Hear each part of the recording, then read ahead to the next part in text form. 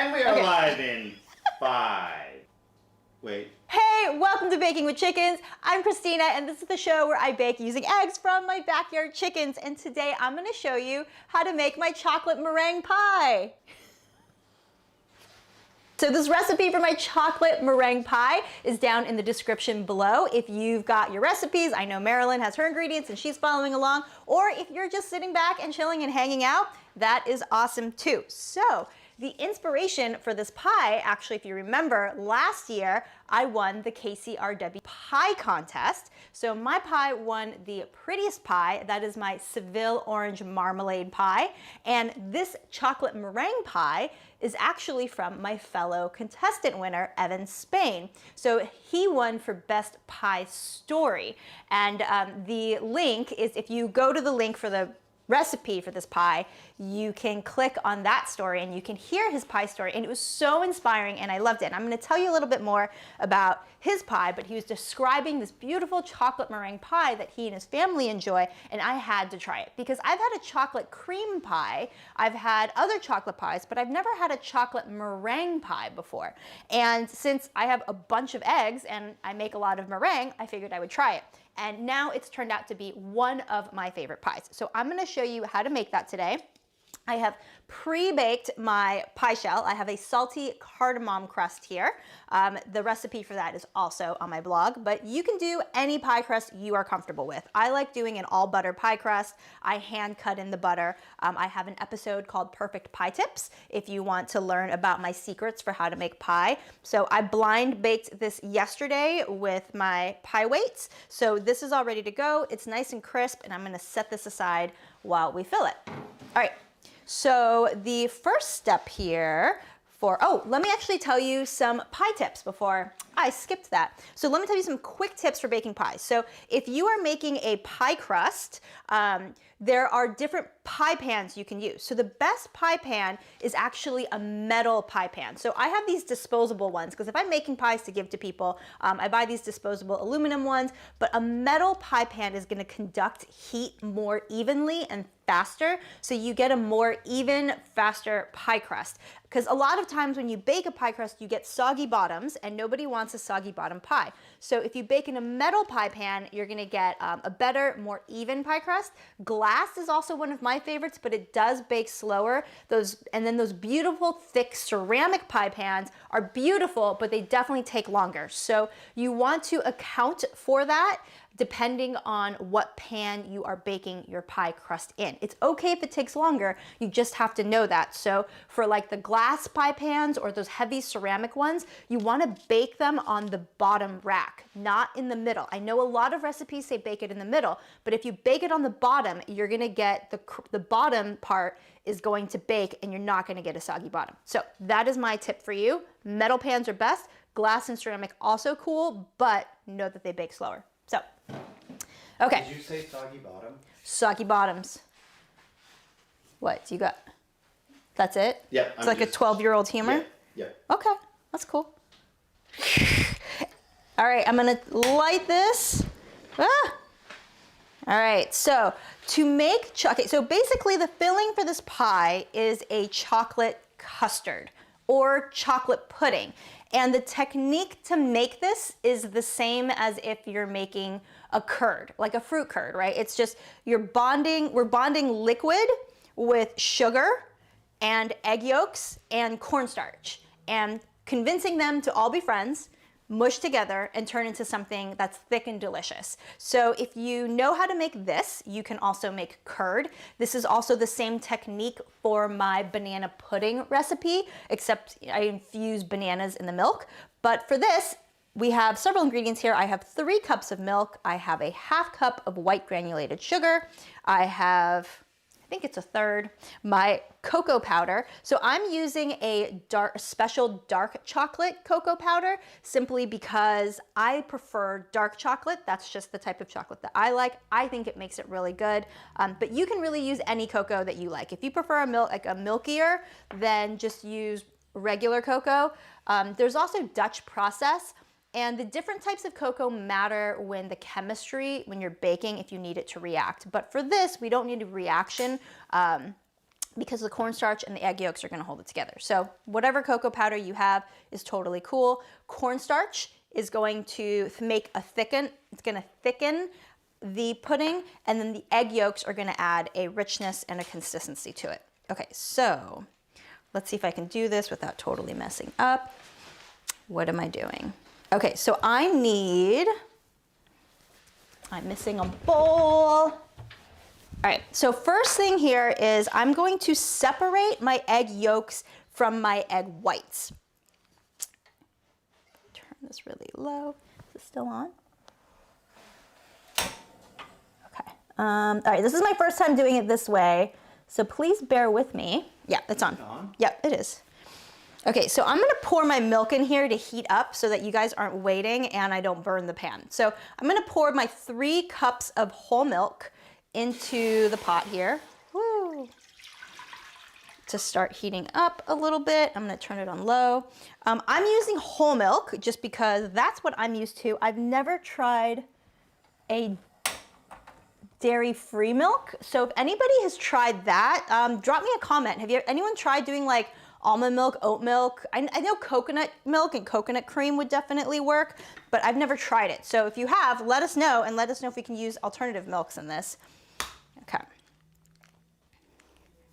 All right, so I'm gonna separate egg whites from the egg yolks. So this recipe uses 3 large eggs, and so there's no leftovers. You're gonna use all of it, but in different pieces. So we're gonna save the egg whites to use for the meringue, for the topping, and then we're gonna use the egg yolk in the pudding.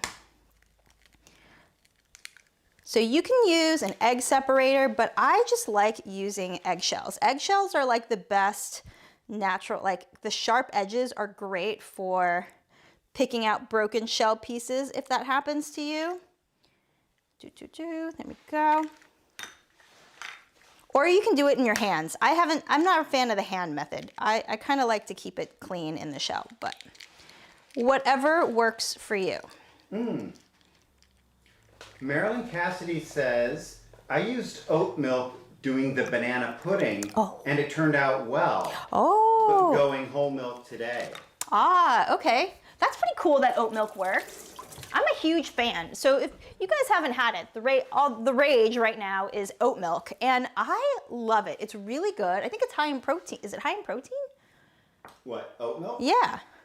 Mr. Baking with Chickens likes it a lot. It's more nutritious, like, you know, it's closer to soy milk and sort of, it's got protein, it's got dietary fiber. Whereas almond milk is really low on protein. Oh, and almond milk uses a lot of, like, nut milks are expensive. And you can totally make your own oat milk at home. It's really easy, but I haven't tried it. Okay, so I'm heating this up before I forget. Ooh, I think I have a cat fur in here. Good thing I'm the only one eating it. Gross. All right, okay, so I have my milk heating here. I'm going to add in the sugar, cocoa powder, cornstarch, and salt to get this cooking. So just pour it all in, start heating it up.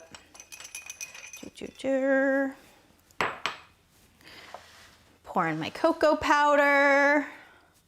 So did you know that cocoa powder, I forget what the word is, somebody help me, but like cocoa powder doesn't like water. And ginger, also, ground ginger also doesn't like water. And I forget the terminology that describes what that is. Yeah. So you have to kind of convince them to go together. All right, so I'm gonna grab my whisk and I'm gonna whisk these together, and I should probably grab this so I don't burn my hands.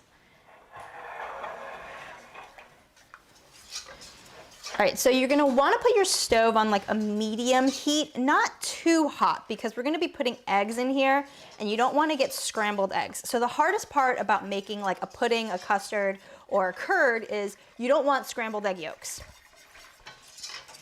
And in order to do that, we need to temper our eggs. And I'll show you how to temper in a few. Okay. So we want to get this really smooth, whisk it together. What we got here? Get those little cocoa bits all together. How's everybody doing today? How's your Sunday? How was your weekend?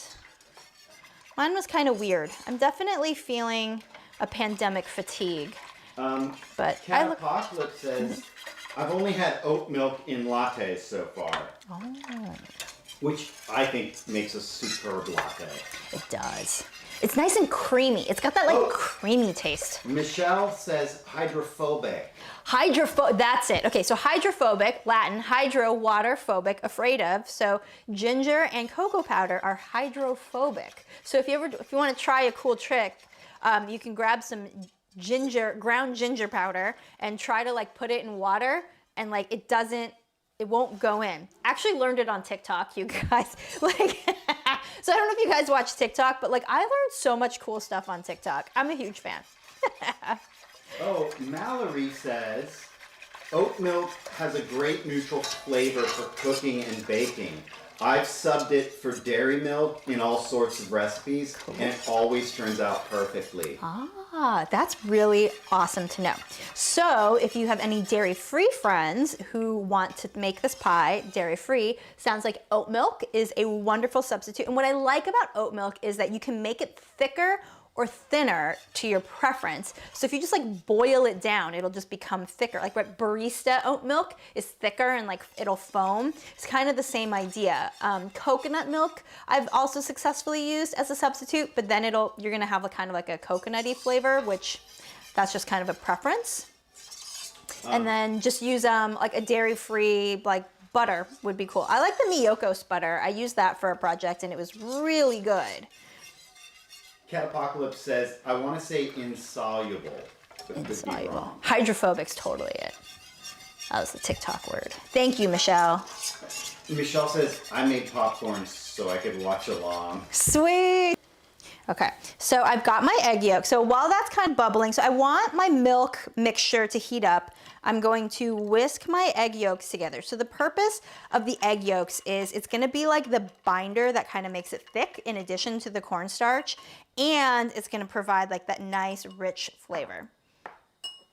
You know, I did not consider this. Let's do that.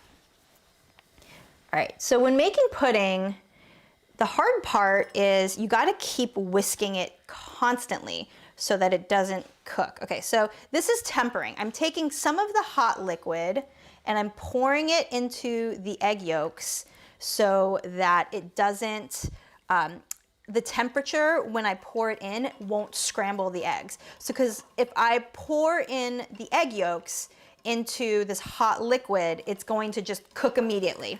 So the idea is we want to get some of the hot liquid in with the egg yolks and then pour it in, and that's called tempering. So pour in a little bit of your hot liquid into your egg yolks, whisk it together, and then pour it back in while whisking constantly. Eee.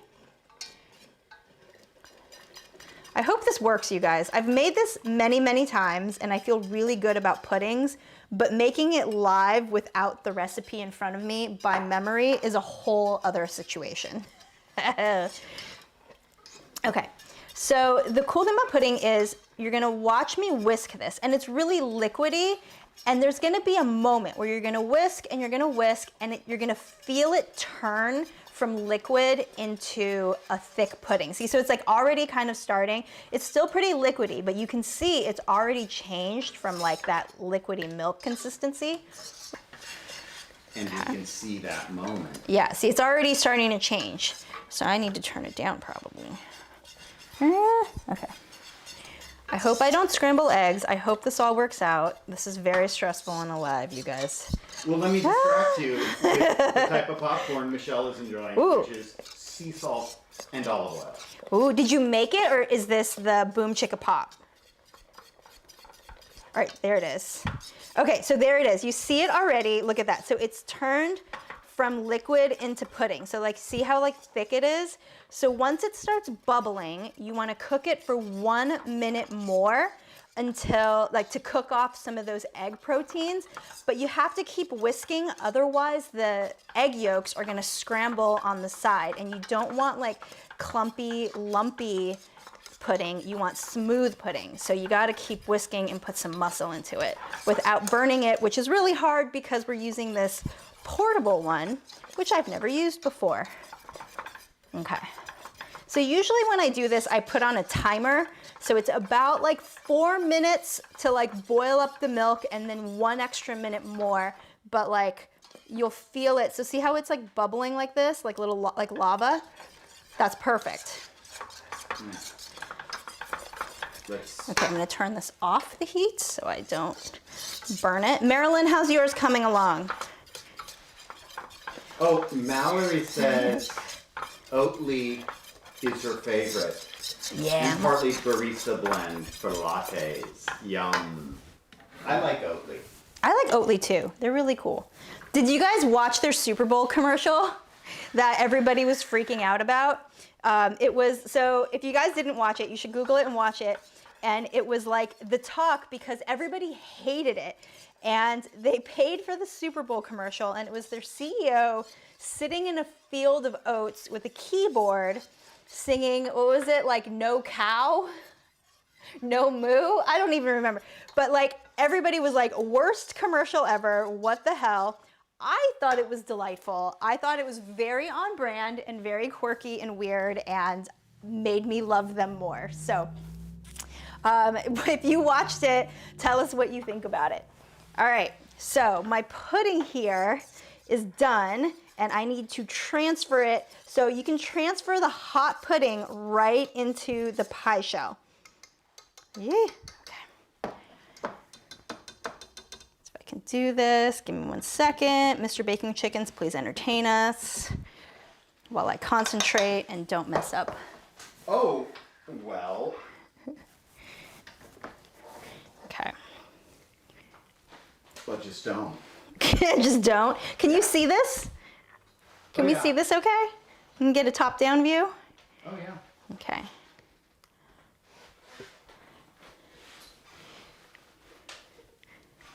Check it out. Oh, so good. Hot pudding. I know. I'm gonna have extra pudding in mine. So depending on how like deep your pie pan is gonna be how much you're gonna have left over. So because I'm using this like disposable one, I'm gonna have a little bit extra. If you're using like a glass or a ceramic one, it should be enough. This is just gonna sit like this. It's totally cool that it's hot. A lot of times when I make a custard, do I have stuff on my face? Do I have chocolate all over my face? Oh, here, let me zoom in. No, don't do that. Stop it. Let's see. Here. Got like chocolate in my teeth. No, I think you're good. Okay, that's exciting. Okay, all right, so Marilyn, how's your pie doing? Hope you're okay over there. But all right, so I put the hot pudding into my blind baked pie shell. Oh, she's saying whisking frantically. Whisking, all right. Don't stress, we're gonna have a bit of a moment here and then I'm gonna talk. But hot pudding is totally good. And normally when I make a custard or a curd pie, you wanna have to let it chill, right? So when I made my Seville orange meringue pie, which is a twist on a lemon meringue, I had to make the curd, fill it, and chill it completely before putting the meringue on. But with this one, it's actually totally fine to have meringue on hot pudding. So apparently it helps cook the meringue a little bit and stick. I don't find that it made a huge difference, but that's kind of what a lot of people were saying with the chocolate meringue pie recipes. So we're gonna set this aside to let it cool. Of course, we wanna let it cool before eating it and slicing into it, because if we don't, it's gonna kind of goo and fall apart. So I was planning to cut it at the end of this episode so we could eat it, but it's just not gonna, it won't hold its shape, unfortunately. So I'm wondering if I should stick it in the fridge to chill, but I don't think it'll work out. Look how clean that is. Good job. Oh, Michelle asked, did you forget the butter? Oh, I forgot the butter, Michelle. And the vanilla. Fuck. Okay, Marilyn, if you're still whisking frantically, you can still save this. I do this all the time. All right, so I have my butter here. I was supposed to mix in the butter with the pudding and my 1.5 teaspoons of vanilla. Damn it. You know what? I have done this before and it's okay. Shh, we'll pretend that that didn't exist. Wait, what's the save? Is there? What's the save? Could I save it? Could you reconstitute it really quickly? But I don't want to take it out. It's so pretty. Should we try it? No. Yeah. Well, what does everybody else think? Should I try to save it or should I leave it? Oh my gosh, Marilyn said Michelle's comment saved me. You guys. That's hilarious. Oh my God. If I would have seen it sooner, it probably could have saved you. Ah. I forgot it. What do I do? Okay, I'm going to ask everybody else if they want to see it saved or we want to move on. Well, if the pudding was still good as is, Michelle says leave it. I'm going to say leave it. Leaving it. Yeah. Honestly, I liked it, but I'm a little bit of a human trash can. Yeah, I'm going to leave it. Okay, so now, guys, I totally did this making lemon meringue too, and I forgot completely forgot it. It still tasted good, which kind of makes me think, what is the purpose of adding the butter? I mean, it'll make it silkier for sure. It'll taste silky and smooth. I think the vanilla also helps bring out the flavor of the chocolate, but you know what? I forgot it, and it is what it is, so, oops. So, like I said, trying to make this from memory on a live show is much harder than looking at a recipe. So Marilyn, you're making this at home, put in your butter. So once you finish the pudding, before you put it in the pie, add in your cold butter, add in your vanilla, stir it, whisk it in, let it get that soft, silky, and then pour it into your pie shell. Good? Okay.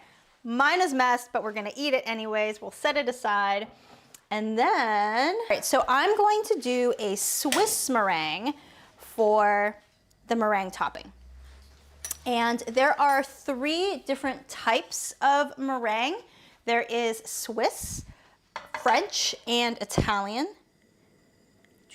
Okay, so Swiss meringue is what I'm making. It's my favorite. It's also the same for Swiss buttercream, and it gives your meringue a soft, silky texture, very much like marshmallow, which is what I like. The second type of meringue is called French meringue, and French meringue is the one that we kind of grew up with. So if you've ever been to like Marie Callender's, you've had a lemon meringue pie, and it has the meringue on top that's kind of like airy foam. That is French. So the way you make French meringue is you whip your egg whites into soft peaks and then you slowly add in your sugar while it's still whipping. And the sugar is supposed to melt into that and that turns into your meringue. The challenge with that is there's a higher likelihood that your meringue can weep, and we don't want that. Not yet. One sec. And then, okay, so the third type, we have a little information here for you. And then the third type is an Italian meringue. So an Italian meringue is when you take the sugar, cook it down and melt it into a syrup, and then drizzle it into the egg whites as they're whipping. This is a popular method for when you're making macarons because the sugar has already melted. I hate it. I do not like Italian meringue because I can never get the sugar syrup right. It makes a big fat mess and it totally fails. Today's a bad day. Meringue used to be my absolute nemesis. I could not get it right and my meringue would weep. I would have all these issues. It would fall flat, it would fail. And because I have so many eggs, I have made so much meringue. I've gotten significantly better at it, and my preferred method of making meringue is the Swiss meringue method, which is I take egg whites and then I will pour in the sugar and melt it over a double boiler here until the sugar has melted completely into the egg whites, and then we whip it up into stiff peaks. So that is the similar method to making Swiss meringue buttercream. If you're making pavlova, meringue cookies, check out my All About Meringue episode on YouTube if you want to master the art of meringue and kind of learn about all of this info. I talk about French, Italian, and Swiss again, all my different tips of how to make great meringue, and I show you how to make Swiss meringue and Swiss meringue buttercream. And is in the description. And the link is down in the description below. And if you want to know, okay, so why does my meringue weep?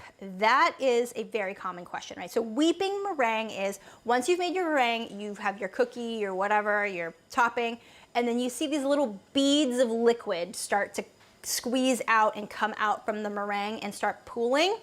That is called weeping, and this is why. Nerdy food fact.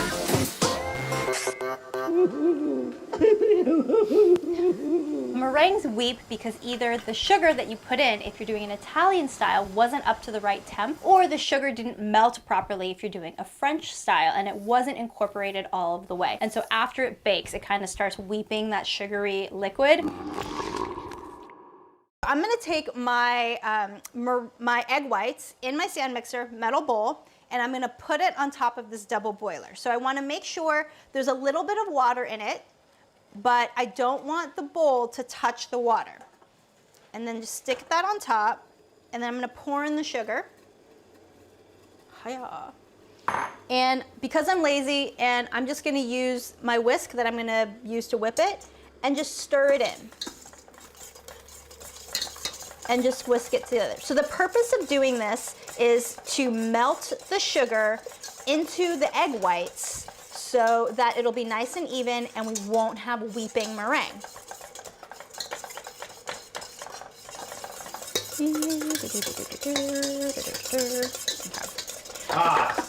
I'm just catching up on a few comments. Mm-hmm. The consensus was yes, let it go. Keep going. Stan says no. Marilyn said, and the best part is, it's still pudding. It's still pudding, totally. Yeah, that's a great thing. It's like there's really, you know, like we're always afraid of baking and like mistakes and like, oh, we can't eat it. You know what? Usually it's totally fine. Totally fine. Okay, so I'm gonna add 1/8 of a tablespoon of cream of tartar into this. So the reason why we're adding cream of tartar is because cream of tartar is an acid. And adding an acid into your egg whites when you whip them will help stabilize the bonds with the egg whites. Egg whites are really cool. They are basically that white part when you crack the egg. It's kind of like viscous and weird and slimy, but it's made of 90% water and 10% protein. When you whip egg whites, it gets like white and fluffy. It's kind of magical. It takes these proteins, which are different amino acids within the egg, whips it up and gets air between all of the molecules. And then when you add sugar and your cream of tartar, that's going to act like a stabilizer, like a glue that holds all of those bubbles suspended together. And then when you bake it and you take all of that 90% of water out, what you're left with is the protein structure of your egg and your sugar bonded to it, and that turns into your meringue cookies. Bok science, bitches. You know when this is ready is you can just dip your finger in, and if you can feel any sugar granules, then keep boiling it. We want all the sugar granules to melt, and I just shoved my finger into some hot egg white and it has totally melted. But you want to be careful because you don't want to cook the egg whites until you scramble them. You only want the sugar to melt. Okay. So I'm going to scrape down the sides a little bit to get it all in there and even. All right, so now I'm going to whip meringue. And it takes a while to whip meringue into stiff peaks. You know, at least probably like 5-7 minutes, depending. If it's warm, it's gonna take a little bit longer, and it is warm since we just cooked it over hot water. So I'm going to whip this into stiff peaks. It's gonna take a little bit, and while I whip them, we're gonna have a word from our chicken sponsors. Hey, did you know that chickens have a pecking order? It's their social hierarchical structure of how chickens govern themselves. Excuse me, guys. Hey, guys, I can't walk over you. So chickens have a pecking order, and that's where that term comes from. It's called a pecking order because there's always one chicken at the top, and then second chicken, third chicken, fourth, and so on.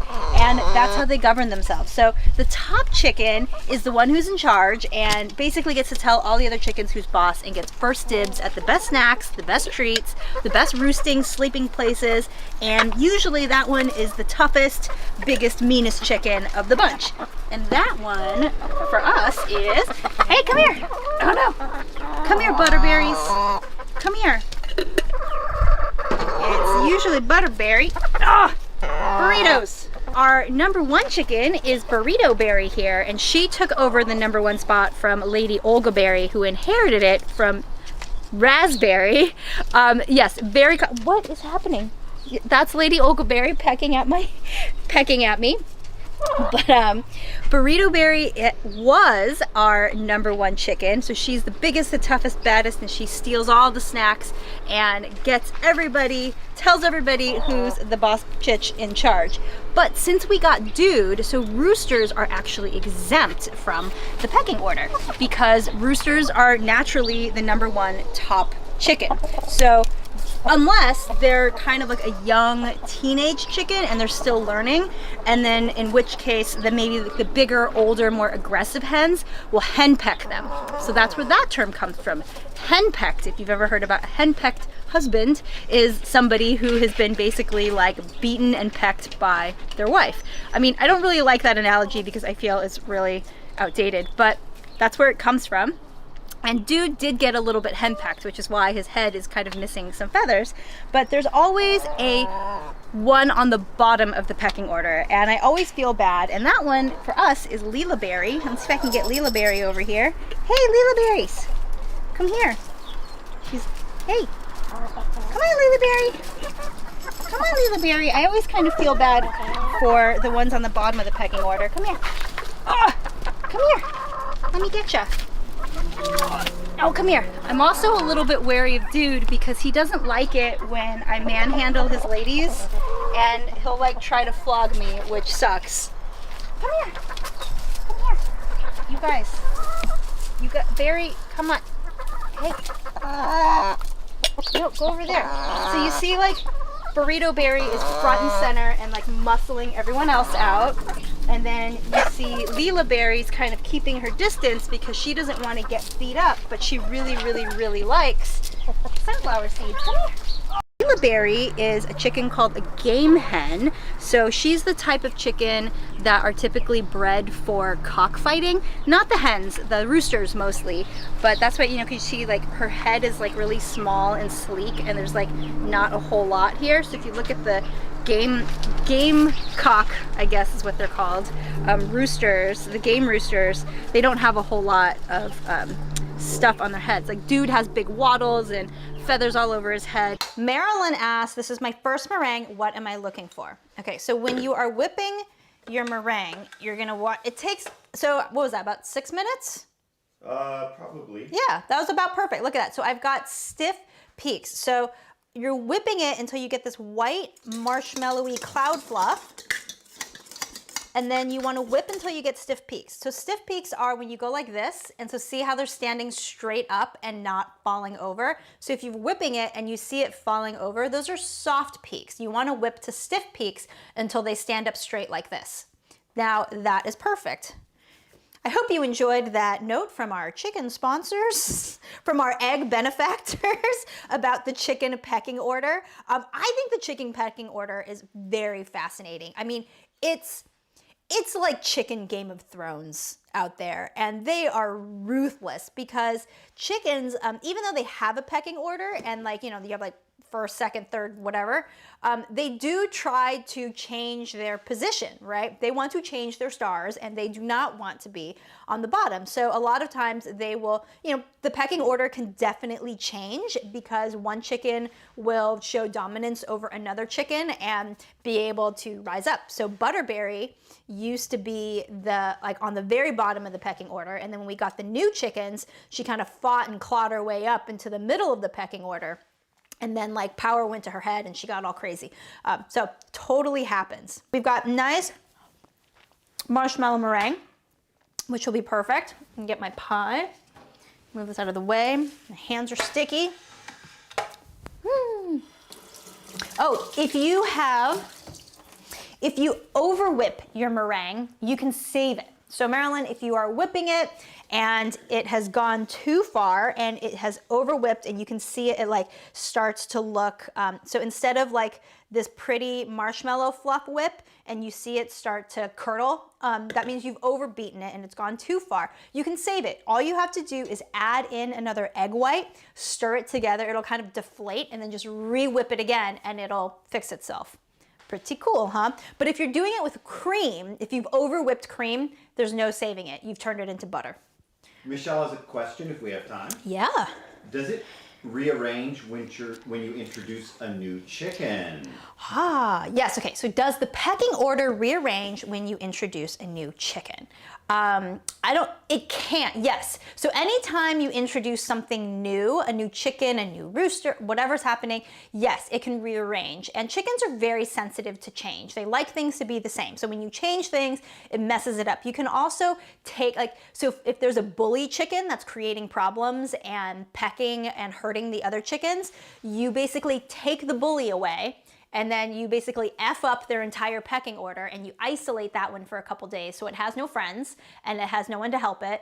And then the others will kind of sort itself out. And then when you put the chicken back into the pecking order, it starts at the bottom and it has to fight its way up to the top again. So that is one way to fix your flock if you have one bully. It's like you put them in bully jail and you mess up their pecking order and they have to redo it. So yes, it absolutely does. When we introduced the new chickens, it took a while for them to sort out their pecking order. And it's really hard to watch because you see the chickens like, you know, they're really mean and ruthless and, you know, you don't want them to, but that's sort of that's how they function.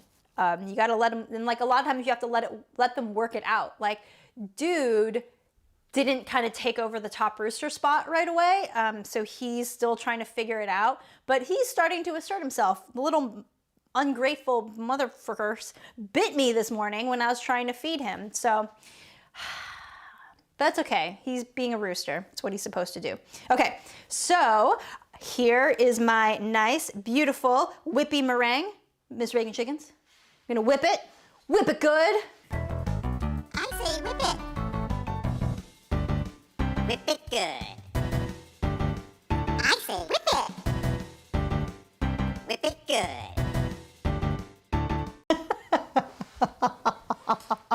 I hope you all enjoyed that because Mr. Baking with Chickens puts a lot of work into creating this nonsense for us. All right, I'm gonna take this meringue and generously plop it on top. All of it.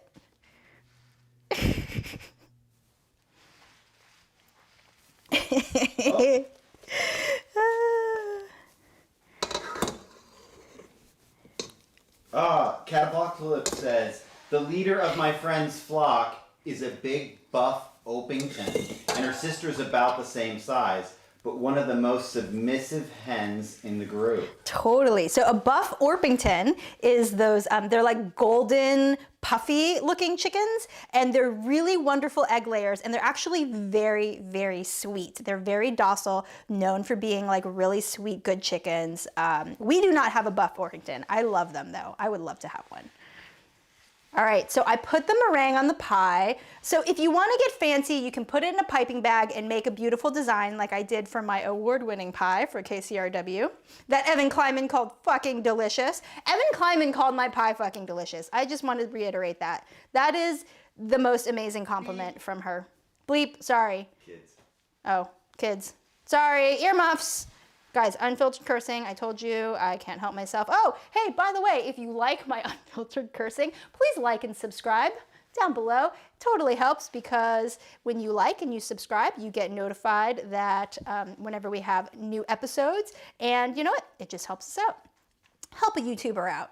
Okay, so I am just putting this on. There's really no wrong way to put on your meringue. You can just fluff it in a cloud. You can pipe it and make it look pretty. We can make a dome. I'm gonna try to do a swirl today. Let's see. Man, I'm kind of excited to eat this. It's gonna be delicious. Okay, let's see if I can do a swirl. without. So to do a swirl, I'm just kind of pressing my spatula down and turning this around until it makes a pretty swirl pattern. I was goofing around putting the chicken's cam in the corner. There we go. Look at that. A nice pretty swirly. Do do do do do do. I'm just gonna eat it. Ah. Oh my god. Okay. That's really good. Got a little hint of salt. So my meringue has a hint of salt, so it's not just too sweet, and then the pie crust also has a hint of salt. So if you've been following me at Baking with Chickens for a while and you know my style, my motto is always less sugar, more salt. I find that a lot of desserts are just way too sweet, way too sugary, and there needs to be more balance. Like the American snack industry has trained our palates to have so much sugar. So I usually cut the sugar on my desserts a lot, and then I add in some salt to bring in some balance. My mother would disagree and say that my sweets have too much sugar, and my mom and my aunt have requested that I make healthier recipes, but that's not what we are here and all about here at Baking with Chickens. We embrace sugar, we like it, but it's all about balance of flavor.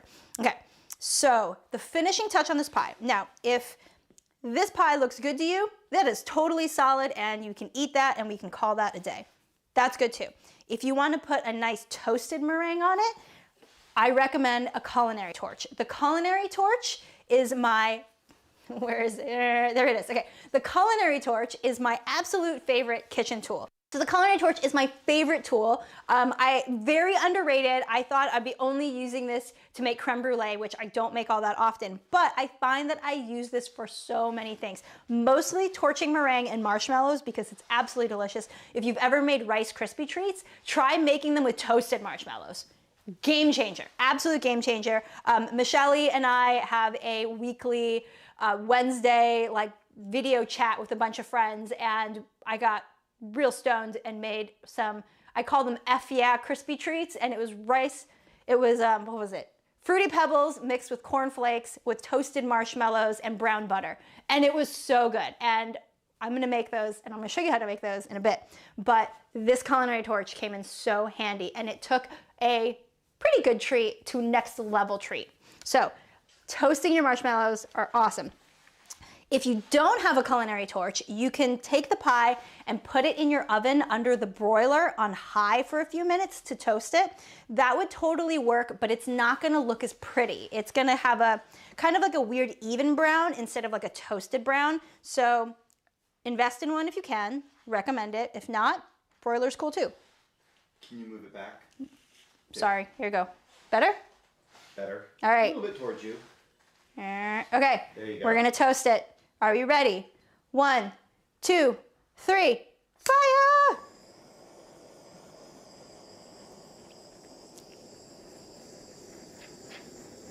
This is my favorite part. See, this is why you want a culinary torch, you guys. Look at that. Look at that beautiful-ish. Like, this pie was already really pretty, but the culinary torch just went to another place. And it never gets old.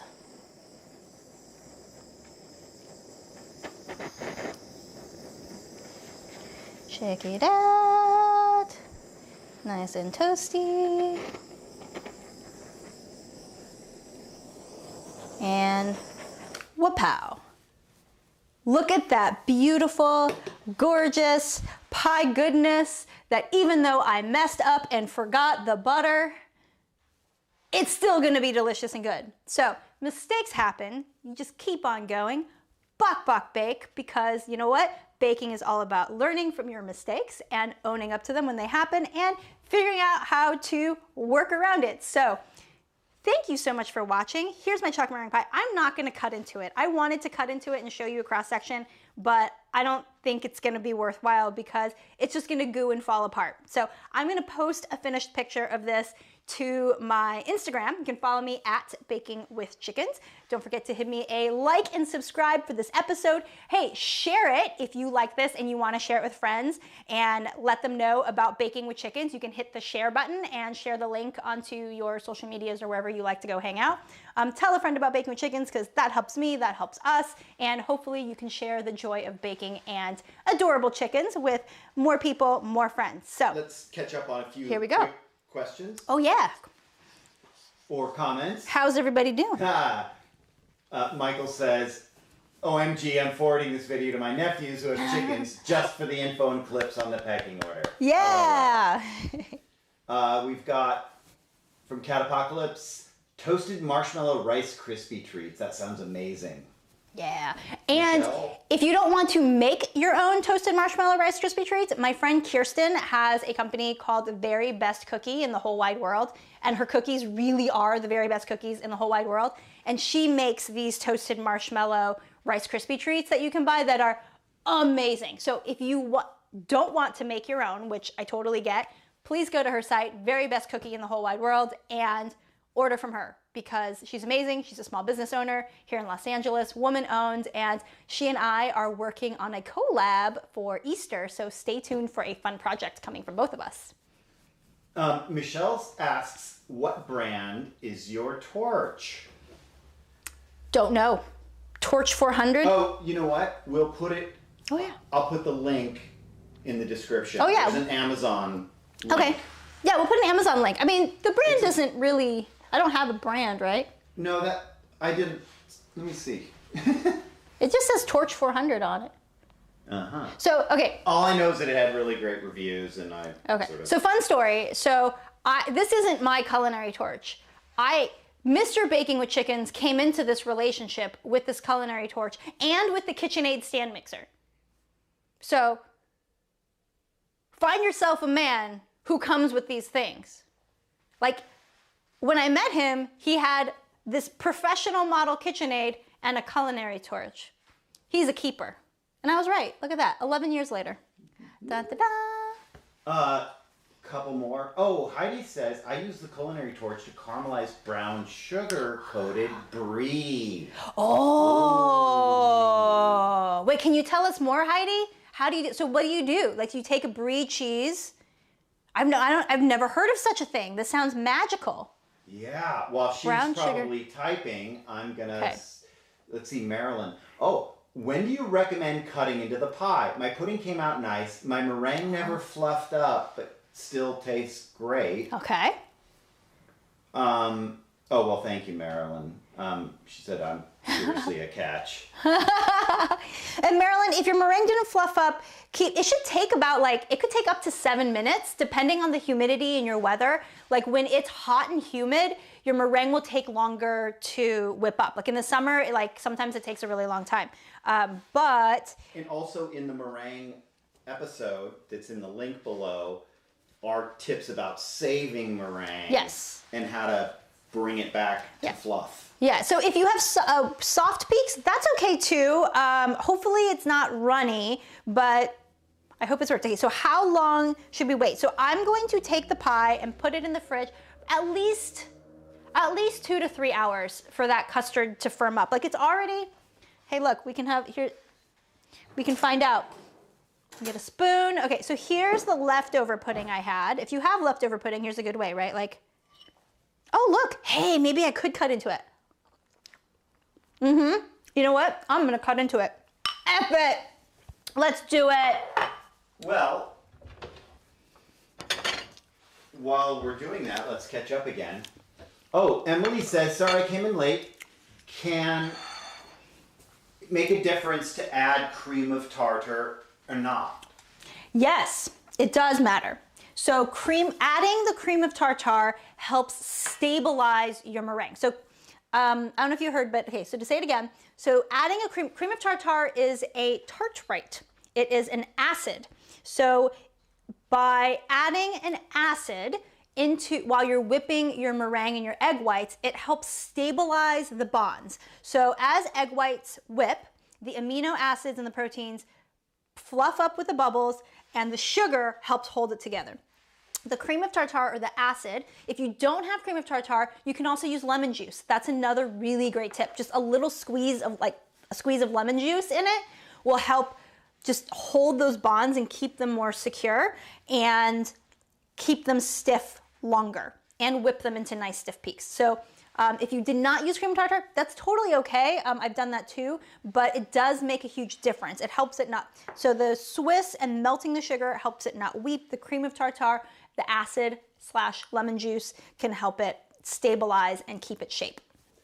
Marilyn thinks she may have gotten her egg whites too hot. Mine were pretty hot. As long as... Wouldn't they cook and you would see chunky? Yeah, if it got too hot, it will scramble and then you'll see cooked egg whites, which not great, but yeah, all you need is like the sugar to not feel the grains, like not feel the granules, and that's it. And then Heidi says about the Brie, before we cut into that, Heidi says mix butter and brown sugar together, then pat it around the Brie and torch it.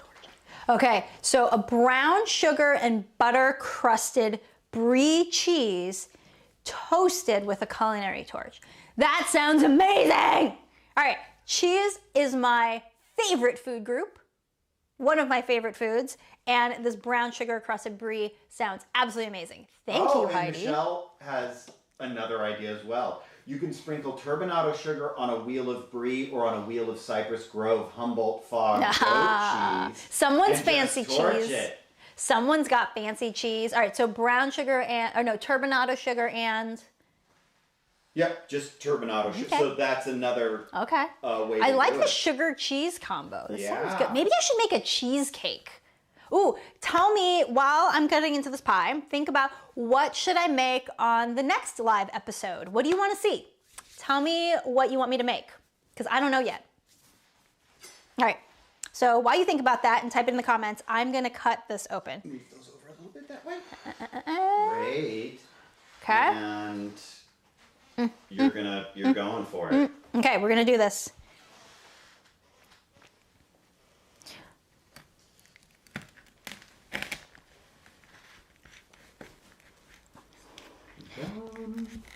So this is Mr. Baking with Chicken's favorite part because he gets to eat it.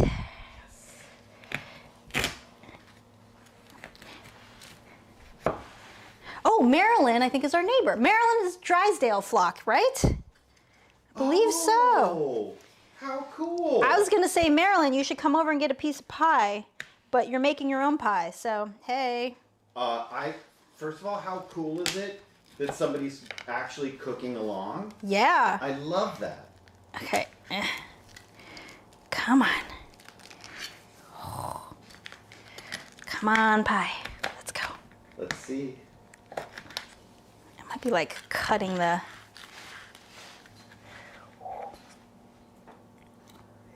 So normally you should wait because it'll chill better, but because I'm rushing, we're gonna have... Ooh, it's pretty good.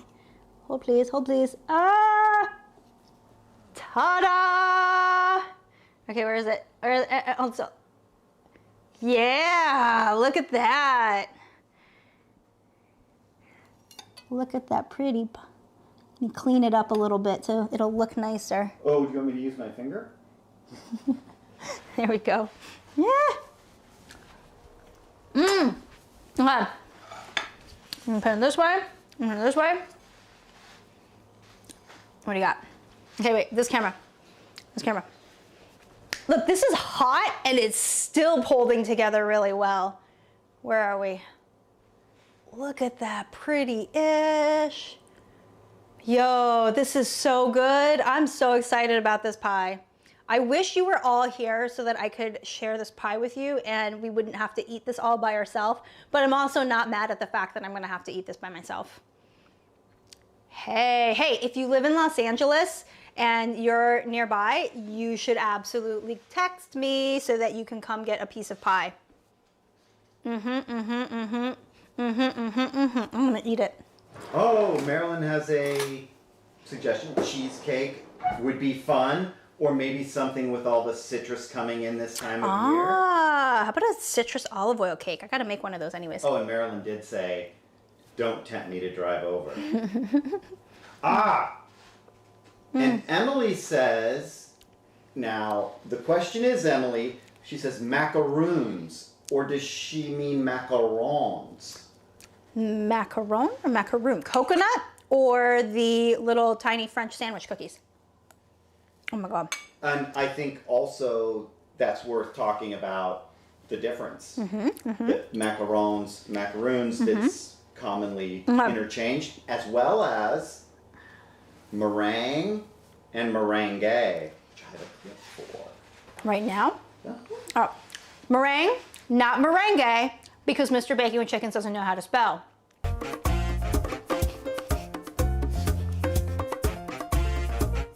Oh, the silliness, the silliness. All right, so I'm eating this pie as we're talking. A pie, freaking delicious. It's kind of like a hot pie right now, and I think it'd be better cold, but it's still really delicious, is hot pudding pie. And here, Miss Baking Chickens, would you like a piece? I'm gonna enjoy, look, mystery hand, yeah, there you go, pie handoff. All right, everybody, thank you so much for watching. Marilyn, I hope your pie is turning out okay. Send me some pictures on Instagram so I can help you troubleshoot if it's not coming together. And thanks for watching, everybody, and joining me on this beautiful Sunday morning. Have a wonderful rest of your day. Have a wonderful next week. Bok, bok, bake. Next Sunday? Next Sunday. I think Sunday's a good time. I kind of like the Sunday time instead of Saturday. So join us again next week, same time, Sunday, 11 a.m., where I'll make... We'll look at these Look at your ideas. suggestions like macarons Yeah. versus macaroons. The Basque Oh, the citrus cheesecake. Oh yeah, the Basque cheesecake. I don't know, that takes a long time to bake. Maybe the citrus olive oil cake, because you know what? I have this really amazing Levo infuser, and I need to make some infused stuff for them anyways. So maybe I'll make a citrus olive oil cake. That sounds like an awesome idea. All right, everybody. Thank you so much. Bok, bok, bake. Until next time, I'm Christina. This is Baking with Chickens, the show about baking using eggs from my backyard chickens. Bye. Love you all.